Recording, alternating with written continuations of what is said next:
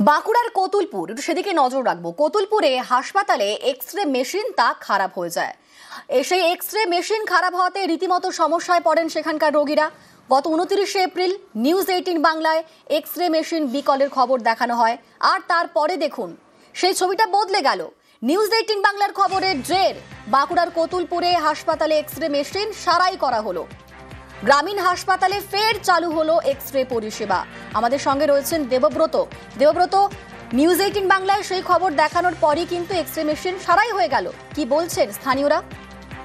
একেবারে দেখো, স্থানীয়রা খুশি, কারণ এলাকার কয়েক হাজার মানুষ এই কতুলপুর ব্লকের যে গ্রামীণ হাসপাতাল রয়েছে এই হাসপাতালের ওপরেই নির্ভর করে। কারণ তারা দূর দূরান্তে যেতে পারে না, কারণ বাইরে এক্স রে করতে গেলে তাদের বহু মূল্য দিতে হয়, কখনো 400-500, কখনো বা 800 টাকা দিতে হয়। অর্থাৎ অধিকাংশ মানুষই এই টাকা দিতে পারেন না, তার জেরেই কিন্তু হাসপাতালের মধ্যে থাকা একমাত্র এক্স রে মেশিন তাদের ভরসা। সেই মেশিন যখন আমরা খবর করি, অর্থাৎ 29শে এপ্রিল, তার ঠিক 1 মাস আগে থেকে নষ্ট হয়ে যায়, তারপরেই সারাই হচ্ছিল না।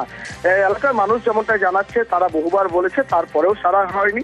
তারপরে নিউজ 18 বাংলায় সেই খবর সম্প্রচার করা হয়, তারপরেই তৎপরতা স্বাস্থ্য দপ্তরের। কতুলপুর গ্রামীণ যে হাসপাতাল রয়েছে, হাসপাতাল কর্তৃপক্ষ এবং বিষ্ণুপুর স্বাস্থ্য জেলার পক্ষ থেকে সেই এক্স রে মেশিন সারাইয়ের কাজ শুরু করে এবং তড়িঘড়ি সেই মেশিন মেরামত করা হয়। গতকাল থেকেই সেই এক্স রে পরিষেবা চালু হয়েছে, যেমনটা ডিএমএইচ জানাচ্ছেন। যে সেই ছবি আমরা দেখছি, রীতিমতো খুশি রোগী এবং স্থানীয়রা। ধন্যবাদ। অনেকদিন ধরেই খারাপ ছিল, সাধারণ মানুষ পরিষেবা পাচ্ছিল না। তো খবরের জেরে মোটামুটি আজকে এক্স রে আবার নতুন ভাবে চালু হয়েছে এবং সাধারণ মানুষ সুবিধা পাচ্ছে, সুযোগ সুবিধা পাচ্ছে এবং আসছে। নিউজ 18 বাংলাকে আমরা সকলে মিলে ধন্যবাদ জানাই।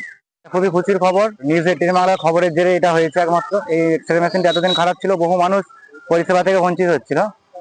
মানুষ স্বাভাবিক পরিষেবা পাবে, আমরা খুবই খুশি। ডিএমএইচ স্যার খুব দ্রুততার সঙ্গে এটা চেষ্টা করেছেন এবং উনি সফল হয়েছেন। ডিএমএইচ স্যারকে অসংখ্য ধন্যবাদ জানাই, আর তার সঙ্গে ধন্যবাদ জানাই নিউজ 18 বাংলাকে। এখন মেশিনটা ঠিক করা হয়েছে, কিন্তু যেহেতু মেশিনটা আমাদের পুরোনো মেশিন, আমরা চেষ্টা করছি একটা নতুন মেশিন আনার। নতুন মেশিনটা এলে এই যে মাঝে মাঝে খারাপ হয়ে যাচ্ছে, এই প্রবলেম গুলো থাকবে না। আপাতত সার্ভিসটা চালু হয়েছে এবং ফুল ফ্রেজেই চালু হয়েছে।